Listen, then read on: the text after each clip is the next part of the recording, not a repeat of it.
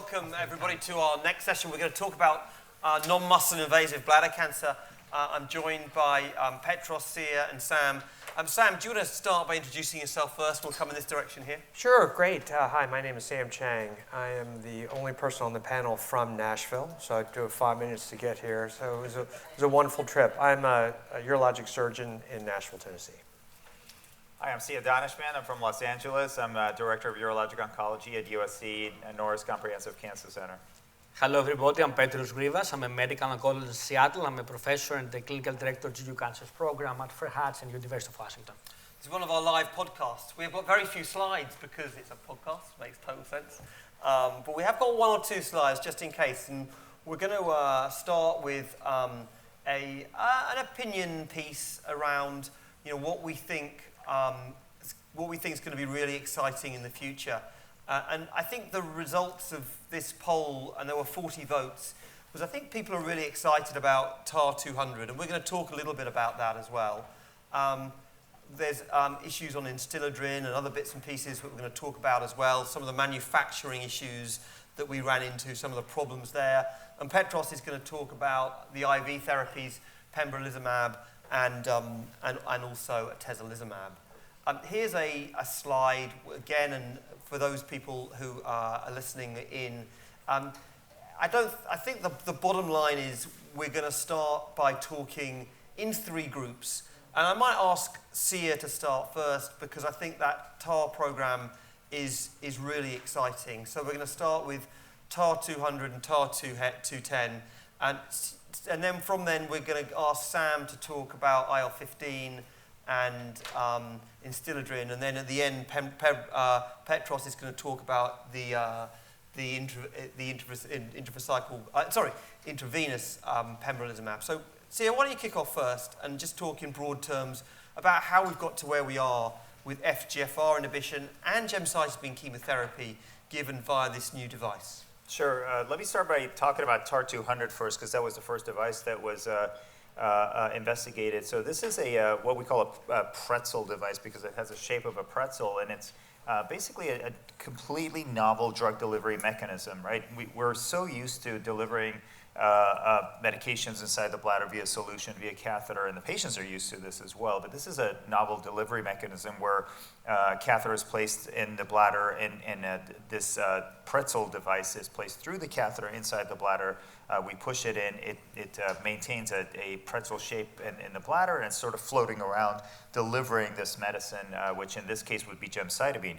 Old drug, but new delivery mechanism, and the sustained release that's now lasting for 3 weeks rather than 1 hour. So we're seeing far better results than monotherapy with gemcitabine in this BCG unresponsive population. This thing is very well tolerated. So again, these are gemcitabine tablets within the pretzel device. The urine and its components will dissolve or make this drug elute into the bladder over a 3-week period. Very well tolerated because this thing is actually floating around, not sitting in one place, irritating the bladder. Gemcitabine in those low doses, sustained release is actually very well tolerated by the bladder urothelium.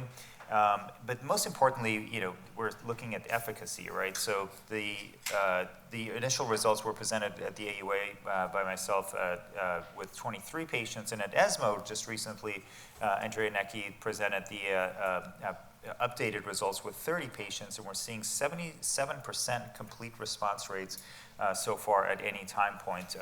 And if by investigator assessment, it was 80% complete response rates. Now, you have to look at duration of response, and it hasn't quite matured yet, but we do have a fair number of patients, at least 6, who are over 1 year and have sustained complete responses. So very exciting results, I think, for this gemcitabine tablet, the TAR-200 pretzel device. And we're going to have other results in other states of disease. There are 4 Sunrise trials, 1 through 4, soon to be 5, in other bladder cancer stages and in development. So that led to TAR-210, which is erdafitinib in this pretzel device. Now that sort of follows the oral erdafitinib trials in both high-risk non-muscle invasive bladder cancer, BCG unresponsive, as well as in low-grade, intermediate risk, where we're seeing much higher FGFR3 positivity rates in the tissue of up to 60-70%. So this was oral ERTA given to the patients. In the low-risk patients, actually, we had a marker lesion, and we could actually watch these things disappear with follow-up cystoscopy. So we knew there was activity there. The next step was, of course, to put this inside the bladder, and that's what the TAR-210 is. It's exactly the same device, pretzel. We've got erdafitinib in there. Now, this is a 3-month formulation. This is fantastic. We're putting it in the bladder once and taking it out at 3 months. Again, very well tolerated. The preliminary results are really outstanding so far. Again, we're seeing good tolerability with the device, and so far the results have been very few patients, 8 to 10 patients so far presented, but very good results. Do you think the results are transformative? Do you think, you talked about the Sunrise program, there are randomized trials there. Do you expect in 3 or 5 years' time that BCG will be replaced because there are trials looking at different settings? It might be longer than 5 years, but is this potentially completely different? Absolutely. I think this is here to stay. This is very exciting results. Even you look at the preliminary results, it is far higher than anything we've seen in the BCG unresponsive space. Now, you're talking about, will it replace BCG? I think BCG will always have a place. We're looking at some combination therapies with BCG that may augment. The problem, not the problem, but the issue is BCG has such a high response rate to begin with, and to augment it to higher from 80 to 85% or 90%, is it worth the toxicity of the additional therapy, be it checkpoint, be it any other device? But there is a trial going head-to-head with this device versus BCG. That's the Sunrise 3 program. So the short answer would be yes, I think absolutely it's transformative. I think we're going to see other drugs placed in devices such as this and sustained release. And certainly this will be part of the armamentarium of our management of non-muscle invasive bladder cancer. Do you think the FGFR inhibitor is more active than gemcitabine? And do you think you could put drugs like antibody-drug conjugates in there as well into this device? Yeah, great question. There's currently a phase 1 for EV in intravesically, but that's not in sort of sustained release format. So we'll see what the results of that show, but there's no question there's going to be interest in putting it in a sustained release rather than just 1 hour. There's only so much you can tolerate in the bladder for any solution to be placed there. So absolutely, as you think about what works in the bladder, then putting it in a sustained release format, I think is going to improve the results. So absolutely, there's going to be interest in antibody-drug conjugates in the future, yeah. There are 4 Sunrise trials, 5. There are some of them are randomized. Which is the one, do you think, that's most likely to change practice? And which one do you think is going to read out first? Well, Sunrise 1, I think, is ahead of all. It's been presented twice now at ESMO and AUA, and that's for the non-muscle invasive. There were 3 cohorts, 2 of which are already closed. One of them was, cohort 1 was BCG plus citrilimab, the TAR-200 plus citrilimab, which is a PD-1 inhibitor. Cohort 2 was TAR-200 alone, and cohort 3 was citrilimab alone in BCG unresponsive patients. Citrilimab sort of read out a little bit with a few patients that were on there, 38% response rate, very similar to the pembro data that we've known. So that cohort sort of closed once we saw the initial results with TAR-200 alone, which was 77% complete response rate. The additive, we didn't have data for the TAR-200 plus citrilimab arms, but whatever it is, that incremental benefit may not be worth the additional toxicities of a systemic agent, right? We're getting enough sort of bang for the buck with a monotherapy inside the bladder for now. But we'll see the combination arms. So that's probably the most exciting, the one that will read out first. And of course, like you said, the randomized trial for muscle-invasive bladder cancer, where it's citrilimab plus TAR-200 versus chemoradiation as the standard of care for patients who are either cystectomy ineligible or refusing cystectomy. Could this be an approach to bladder-sparing treatment? Yeah, certainly. We have seen complete responses in patients getting TAR-200 alone. Mark Tyson from Arizona presented, or actually published the data on TAR-200 in patients who are absolutely unfit for cystectomy. These are patients their median age, I think, was 84. And seeing some complete responses. That's pretty remarkable for a single agent intravesical treatment to see some CRs in a very elderly patient population who are not able to tolerate much at all. Again, this is very well tolerated. These are the same patients we're doing cystoscopies and trying to maintain their bladder, maintain their quality of life at the end of life. And I think, Tom, I think that study if you would consider them the worst case scenario, unhealthy patients with clearly invasive disease that actually had CRs, single agent, placed in the bladder, systemic toxicity is really actually minimal. That's actually what really led to all these trials and looking at, just as we always do, look at an earlier stage of that disease process. And so I think things will be quite exciting as they unveil. Sam, we chatted, did a podcast together, and you very elegantly described... Probably one of the highlights of my career. I'll just say that right now. Really one of the most memorable, for sure. You very elegantly highlighted... First on my CV is right there, actually. You very elegantly highlighted some of the issues we have around the definitions that we put in place. And there were two things that really struck me. The first is you seem to have a certain amount of BCG to get over a bar to say you have refractory disease. And how do we get to that place? And what are those definitions? And then the second question is around biopsies and because you can see some of the data here, they're biopsies, some there aren't, and what does that all mean? Yeah, I think those are good points. One of the things that when we look at patients who receive BCG, which is still the most common treatment in the US, despite the issues with shortages, is the fact that the practicing physicians, we've tended to be using it almost in a non-risk stratified manner. It was someone has disease in the bladder that's not invasive, we tended to give BCG. And then we realized that the vast majority of patients respond, but some don't. And those that didn't, we tried to kind of lump them into groups. So these definitions of who's BCG refractory or unresponsive or intolerant, those are actually, as we discussed, are definitions that clinicians make to try to actually stratify patients into similar groups. And that's important as we try to elicit study results that actually compare apples to apples and oranges to oranges.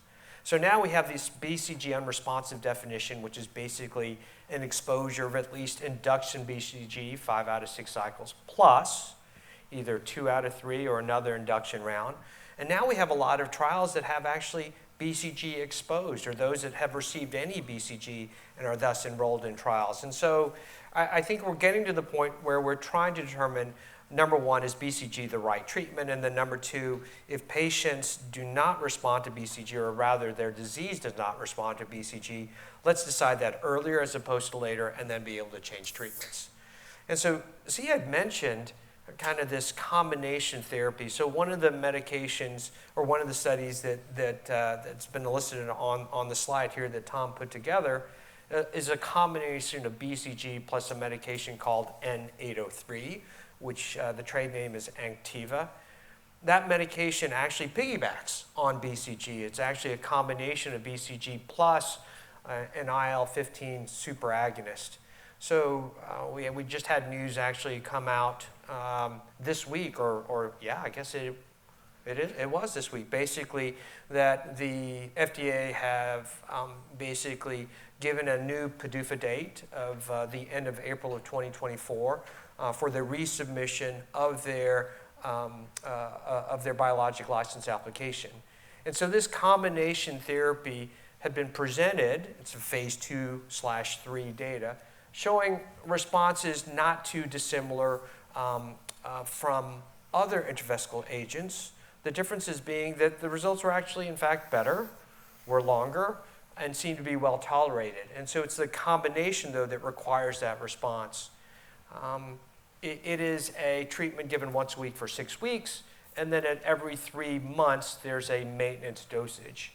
And so what it basically is IL-15, a kind of a version that's been put together that increases actually binding to the IL-2 receptor and decreases in terms of the side effects associated with any of those types of immunotherapy. So it's well tolerated, response rates are good, and if you look at the long-term response rates of not only CIS but for papillary disease, there are individuals, just as we discussed in the earlier sessions regarding, we're not going to say cure, but there's definitely a percentage of patients that respond, and when they do respond, can respond for significant period of time. We're talking about years. And actually, if you look at the papillary group, the most recent data, the median duration of response for those that responded has not been reached. So we're talking greater than 2 to 3 years plus, which is longer than anything that we've recently had intravesical. It's not FDA approved. And so as urologic surgeons, we're always looking for things to put in the bladder to try to decrease systemic side effects. So Sia talked about actually the pretzel, which is a device that's very, very promising and exciting. But we have to also mention that there is now an FDA-approved agent that is placed in the bladder, and that is nadofaragene. Its trade name was Instillidrin, is now Adstillidrin, and that was FDA approved in December of 2022, so less than a year ago, but it's not been really commercially available till just in the past couple months. And this is a different form of immunotherapy, which is a humanized version of, and an amped up version of actually interferon alpha 2b.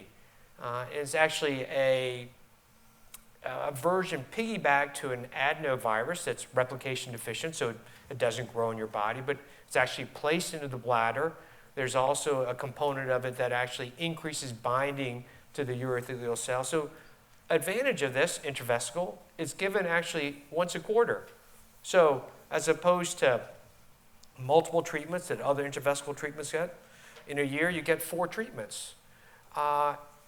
Importantly, side effect profile is actually quite good, and if you look at complete response rates, at 3 months, the complete response rate is more than 50%. That trickles down over time, but at 1 year, the complete response rate is about 24%. Well tolerated, FDA approved, and now we need to have actually distribution of the medication, and that's just starting. It is an expensive medication, and how it's going to be rolled out in the U.S. is a story that we don't know yet. Sorry, I was just going to say it's higher in papillary disease, right? So CIS is about 24%, but that's actually in the 40% range for at 1 year. At 1 year. And I think that's a theme that's important. If you look at CIS versus papillary, if you look for every trial, the CIS folks don't do quite as well in terms of response rates compared to papillary. That's true with if you look at the Sunrise data, but if you also look at the data looking at the N803, you actually have rates at 2 years of almost 50% disease-free rates with papillary disease. And so overall as a group, we again lump it together as non-muscle invasive disease, but Sia knows quite well, as do many of the urologic surgeons, there are different types of non-muscle invasive disease. Some clearly are more dangerous than others. These agents, we really try to obviously prevent recurrence, but we hopefully will prevent progression as well. Sam, these 2 treatments appear to me to be a bit of a flash in the pan. Why? You've got an IL-15 program, and you've got this. We heard from Sia about Sunrise 1, 2, 3, and 4. Yeah. We heard from Sia's preliminary data. You know, but the program is flying and is moving. Growing. Whereas we don't hear about ongoing big randomized trials with IL-15 or Instillidrin. So what's the story there? Excellent question. Thought-provoking as always, Tom, which is good. When you look at, first of all, still waiting for FDA approval. Data still being accumulated long-term, those types of things. Other trials are being developed, looking at, but you, I think, raise a question, which is one we don't know the answer to, is are we going to have actually true, in the urology world, a true phase 3 studies where we actually do comparative trials? And right now, I don't think the answer's still not clear. What's going to be the true comparator, and will it be chemotherapy, which has been kind of a question? Will it be BCG? Will it be a combination? Will it be actually a combination of atezolizumab, since that's FDA approved and better in the BCG unresponsive. So that's not clear. Why is there not other large studies? I think a combination of these are smaller companies, limited resources, still waiting for that best patient population to help answer a question that will allow then FDA approval. And so just for my benefit, you've got some issues around manufacture. Yeah. And what are those issues? Because I read the delays and the Yeah. FDA saying no, and so again, it's a bit of a flash in the pan, no prospective studies, and manufacturing issues. Yeah, and actually, both the agents that I talked about, both of them, it didn't appear to be, and I'm not on the inside track of this, neither appear to be concerns about the efficacy, it's the concerns about the manufacturing. Specifics about that, Tom, I don't know what the quality measures were, but that seemed to be the concern of can you make enough drug and make it available in the quality that was made available for those study sites. And atezolizumad's achieved that, IL-15's not yet achieved that. Is that Correct. And if you had to choose between those two therapies, right now they're both approved and you've got a patient in front of you, and they were both approved, and we're going to come to TAR-200 in a second. You've got both these treatments. Which horse are you backing at the moment of those two? BCG naive or BCG treated? So Both. in other words, Both. if the both. Yeah. BCG naive, I'm going to do the combination of BCG plus. And now you would adopt that as your standard of care. if it works. But you don't. What In do you that say- BCG unresponsive group, I mean, in that BCG naive group. So I just set up a scenario in where it's not going to be FDA approved for BCG naive at this Sure. point. But you said, okay, if I had my choice and they were BCG naive, I am still a big believer in BCG. Yes. And I think the combination, pure conjecture, no data, the combination of BCG plus 8803 first line just would make the most sense of being But very, that's a very trial effective. you have to do. Correct. Yeah, so let's go to BCG refractory, where we are with this data set. Which of those two agents are you going to use and which one are you going to drop? Let's say you were the head of a company that just bought both and you haven't got the bandwidth to pursue both. Which one you continue, which one do you drop? Excellent question. And then it's like determining pros and cons of different treatments that have pros and cons. Better efficacy, it seems. You can put up the trials where we're not supposed to compare, but everybody does. The results seem better with N803. But 4 treatments versus 18 treatments, cost, etc., then that leans you more towards the atezolizumab. So even though the efficacy is better with N803, maybe the convenience and that type of thing would lead you towards the atezolizumab arm. So which would I choose? I'm a patient. I probably want the one. Why are you putting me in this position? I'm actually, I was just thinking about. I might not answer this question. have to go I'm with investigating one. for both. No, exactly. I think both. I'll take the line of I think both obviously You have their can't merits. discriminate between the two right now. No question. Okay, I'll buy that. Okay. I'll buy that. So last question for you folks, and then we'll come to Petros in a second. We're now going to introduce this concept of durability and long-term outcomes. See, you're lacking that at the moment. Yeah. Is that fair? Absolutely. Look at the follow-up data here. Everything we do in non-muscle invasive bladder cancer is in that 24 to max 48 months. You know, look, most of the results are usually presented or published at the 18-month mark to see whether this drug works. Part of it is because these are previously cystectomy eligible patients, and they should have gone to cystectomy, and these were elderly patients. We're trying to get them additional 2 years of therapy. But I think that concept is slowly changing. I think we're saying, okay, if they have non-muscle invasive bladder cancer, granted if they don't have invasive disease, no high-grade T1, we do have now options, and we can treat these patients. So long-term data, absolutely, we need further data, but these are bladders that are intact, right? They're constantly developing tumors. So we have to see, once we exhaust one treatment, fortunately, I think now we're getting into the concept that's been very familiar to you guys of sequencing drugs for these. And I think we're in the future, the difficult question, I'm glad you asked Sam and not me, is which one would you choose? I think in the future it's going to be a sequence. If you've done this, then you go to this, right? Are we just kicking the ball down the road? I don't know. So the key difference is, as you were saying that, is maybe there is prolonged response, as you all see with systemic therapy, IO therapy, as opposed to chemotherapy, in that there might be an added benefit of building that innate immunity with IO type therapies that may be able to go ... as opposed to the exposure to cytotoxic chemicals. So at least theoretically, perhaps the different types of immunotherapy, the IL-15 superagonist or the interferon alpha-2b kind of immune response builders, perhaps they have the advantage of if you do respond, you might be more likely to respond without further exposure. I don't know. I've got two more questions for you. Number one is this better than intracycle chemotherapy? Here you've got gemdosi, data looks pretty good. You've shown me some preliminary data from, but you took them. How do you know it's better than just putting a bit of chemotherapy into the bladder? Sia, good question. No, I don't think we know if it's better. And we use gem, I think Sia would say, we use gemcitabine and docetaxel combination in the bladder all the time. It's well tolerated. It's somewhat cumbersome to give, but it is tolerated. Is it better? We don't know. And there's studies, Max Cates is helping. Why have we not used that in randomized trials? It's being now done in randomized trials. Go ahead. No, it's good. So two comments. In randomized trials, there's been a lot of discussion about gemdosi being the comparator arm. Part of the problem is gemdosi, first of all, it's not FDA approved and hence difficult to get. In Europe, you can't do gemdosi, from what I understand. It's not approved. They will not. So the comparator arm in most of the trials, like Thor 2, has been gem or mitomycin, because this combination is just not available given. In the community in the US... And you've beaten that clearly. Yes. Yeah. So I mean, one of the justifications for my comeback would be, so actually we've done a randomized trial, and I know it's only 40 patients, but we've knocked chemotherapy out of the water. Right. You've done that successfully. Yeah. Single agent. But single agent. Yeah, but not combination. Yeah, no, okay. Yeah, but right? It may be different. But yeah, gemdosi clearly, retrospective data, time and time again, has shown us pretty good results, durable responses up to 50% at 2 years.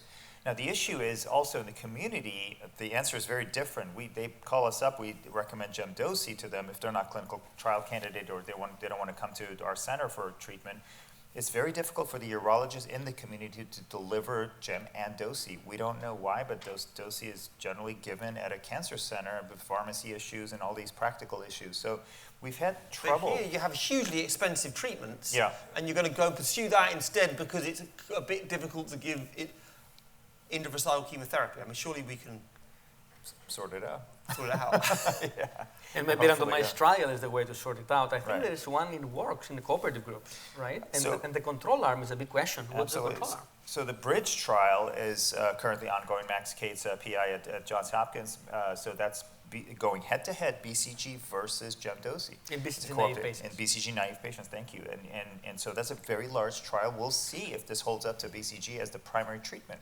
And if that does, then that's going to change the landscape of how we think about the future trials of what you're going to include as your first-line treatment and what is really BCG refractory disease. This definition may change, right? Why are we using maintenance therapy as our BCG refractory when the response rates are 30%? Perhaps we should just use BCG 6 weeks and then move on, right? If we're seeing better responses with second-line therapies. Petros, let's move across now to an FDA-approved therapy. Again, as all the treatments we've talked about today, it's this BCG refractory space. And we have pembrolizumab. It's been around for a while. There are issues about durability of response. It's not been taken up as much in the United States as perhaps some might have imagined. Do you want to just talk a bit about the data we've seen? There was also some atezolizumab, Peter Black's data. And those two, pembrolizumab and atezolizumab, what does the data show? And why has this not flown more successfully than one might have imagined? Tom, I have to start by saying I'm learning from my colleagues. Probably the longest I have stayed silent in my career. It's been a miracle. Since elementary school. That was noted. That's why they put you next to me.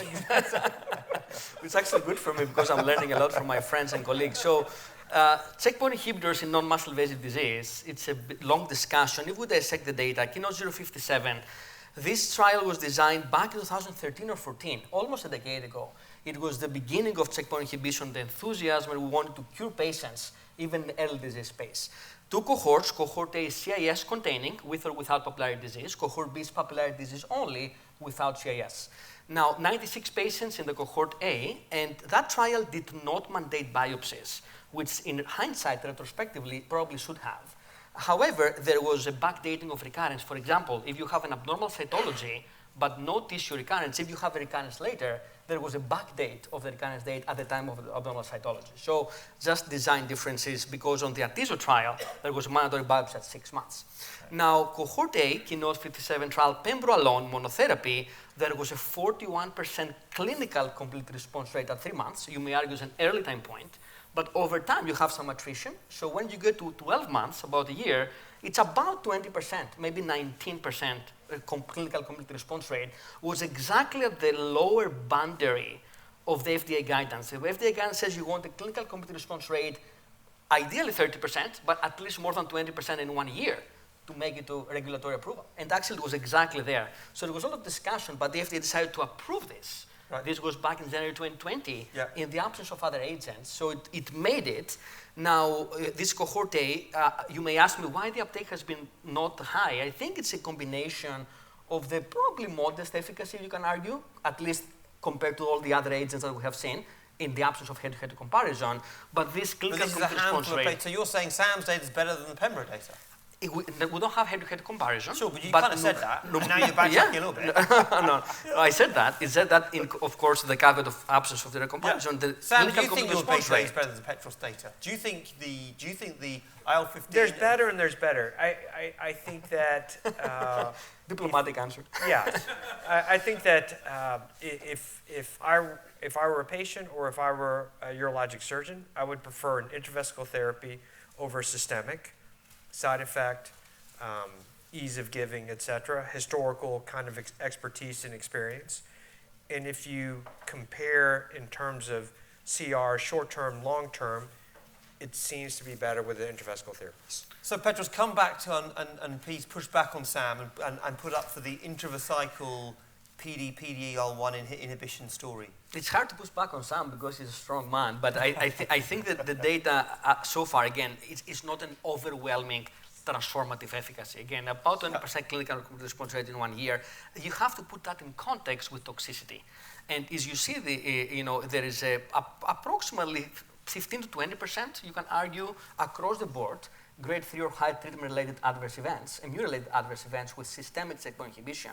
And the bar is higher in the muscle disease. So I think that combination explains why the uptake of pembro intravenously is not high in the context of alternative therapies intravesical delivered by urologists. Sam, does the 10% chance of life-changing toxicity worry urologists? Sia, does that? No, absolutely.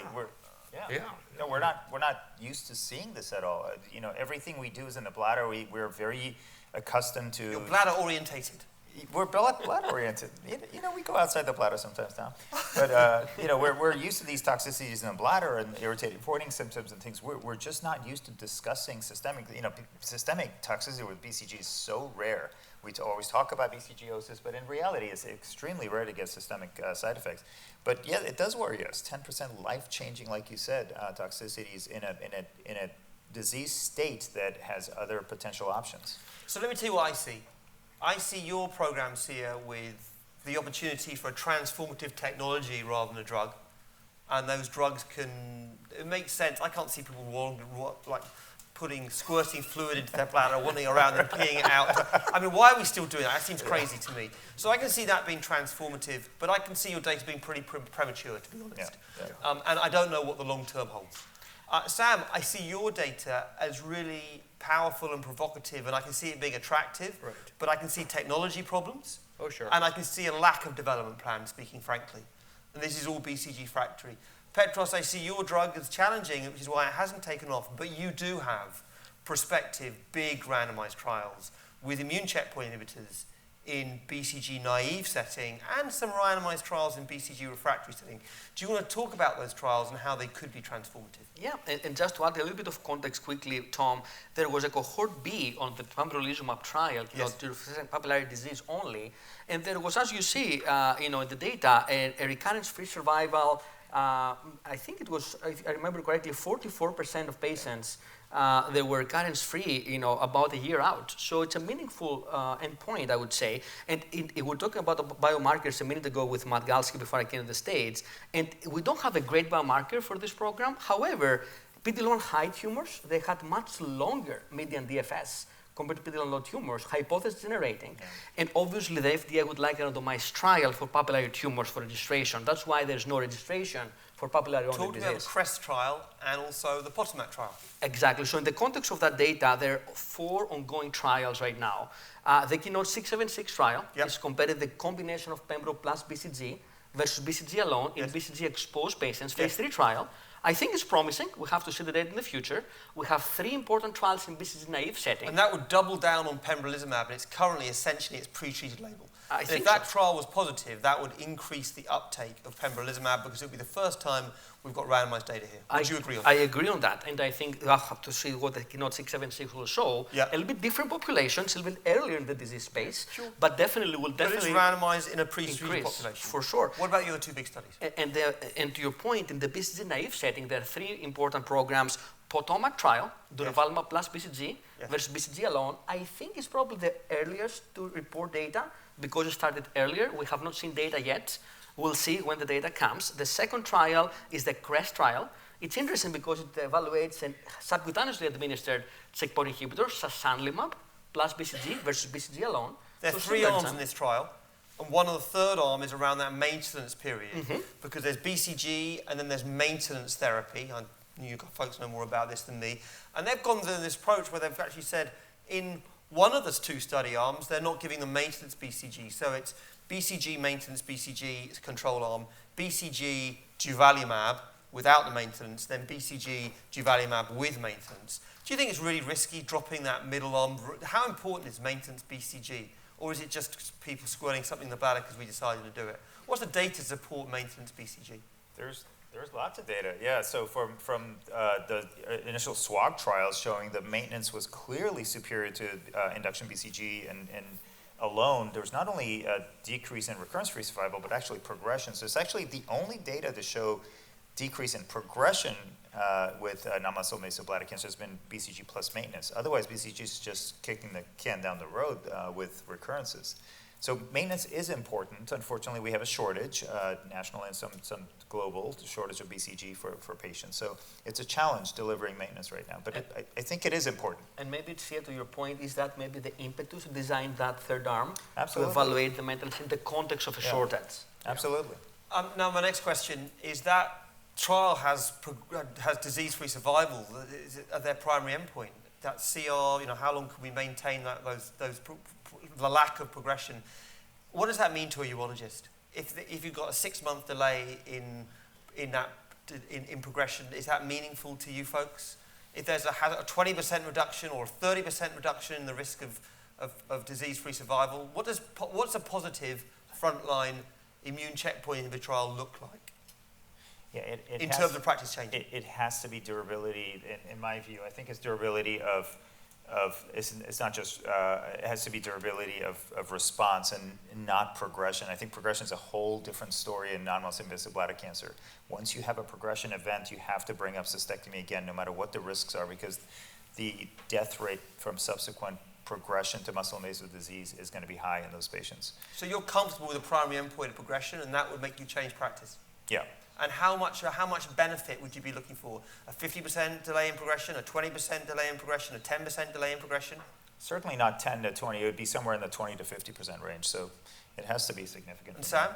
Yeah, I think it's going to turn your practice upside down because it means all your patients are going to get durvalumab. I mean, suddenly that 10% toxicity, and you're going to be up on ITU with pneumonitis. You know what? So yeah, what benefit? I guess it's 2 points when it comes to progression free. It's the bottom line of, yes, you progressed or you haven't progressed. Even a small person, very few of these patients eventually progress. So a few percentage points, if you've actually affected that, that's important.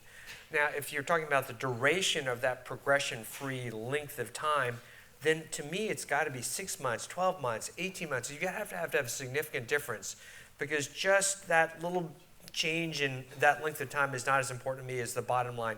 You've progressed or you haven't progressed. Why don't we use a hard endpoint like cystectomy? Cystectomy. People have. People have looked at the cystectomy-free rate. But you prefer, but you don't love that endpoint. You prefer event-free survival. I mean, cystectomy rate, I think, is a part of the answer, part of the description of actually what's going on. The soft part of that is there's so many decision points going into that, whether a cystectomy is done or not, patient-driven, physician-driven, et cetera. And so I think the bottom line, what Sia says is, if there's progression in this disease, you've suddenly changed something that has really not been life-threatening to something that is life-threatening. And so that impact, I think, is very, very important. For overall kind of a patient's well-being, recurrence is really what affects them kind of every day, because these cancers tend to recur. They tend not to progress. If they regress, bad news. So yeah, bottom line, you got to stop that progression. But almost as importantly, you got to stop the recurrences that affect, I got to have a scope, I got to have a TRBT, I've got to do all those things. I think if you can decrease that, then you've obviously made a big difference. Yeah, one of the interesting endpoints that radiation oncologists are using is bladder intact event-free survival. I think that's a relevant endpoint here because it's bladder intact and it's event-free survival. It's both recurrence, progression, it's all of it. And you're keeping your bladder, right? So I think we should be thinking more along those lines. Petros, what are the chances of these trials being positive? I have some questions about the statistical design of those 3 trials. By the way, there is a third trial called ALBAN with atezolizumab plus BCG versus BCG. All those 3 trials, I think, you know better the data than me, that the statistical design was based on some older data with BCG that may have underestimated the performance of the control group. So if the BCG does better in modern era, would that risk the trials not become positive? We have to see. Yeah. I think it's likely that some of them to be positive. We have to see, of course, the data. The other question I have here, and I want to comment, obviously you mentioned, Tom, pembrolizumab has not been uptaken, but I think should be discussed with the patients, is an FDA-approved option, and for patients who may have received intravesical options, should be discussed as an FDA-approved option. And some of those patients, a few of them, have durable responses and they can keep the bladder. Mm-hmm. So I think it emphasizes the need for multidisciplinary care. The optimal sequence of those agents need to be defined, but I think it's great to have more options for the patients, and especially those who are not willing to undergo cystectomy or are not fit for it. So it's great to have options for them. Sam, Sia, do you think we've done well from an oncology perspective in broadcasting pembrolizumab and its effectiveness in this BCG refractory? Have the oncologist or have the urologist or have the we whole medical have we as a community come effective? The FDA's approved something, yes, and we haven't adopted it as much. Have we done well in education and training? As a group? I think as a rule, there's always a struggle with that, with treatment, with guidelines, with everything in terms of integrating it into everyday practice. Yes, we should do better. Yes, we should offer more to our patients. Have their attempts been made? Yes. If anybody can figure out what the best way is to help broadcast that message and disseminate it, please tell all of us, because nobody knows what it is. We're going to finish in 5 seconds. But see, a BCG refractory disease, current standard of care in your clinic, on the assumption that you have access to all the FDA-approved treatments. FDA approved. Yes. Yeah, if they're all Pembro included, nadofaragene, firadenovec, and manufacturer available. Tough questions always. So let's say that the results look the same in sort of longer-term data. I think probably lean towards the TAR-200. So assuming everything gets FDA approved? I would go intravesical over systemic at this point. And you don't mind which so much? At this point, no. Do you think TAR-200 can be transformative and sweep away the tide of all of the other therapies? Remains to be seen. Okay, Petros. I think at the current state today, there are 2 agents approved. One is intravenous pembrolizumab, the other is nadofaragene firadenovec, but I haven't seen it in practice because of manufacturing issues. I know it's available in specific centers, so I think both should be discussed with the patient. And some patients may actually get in sequence more than one therapy.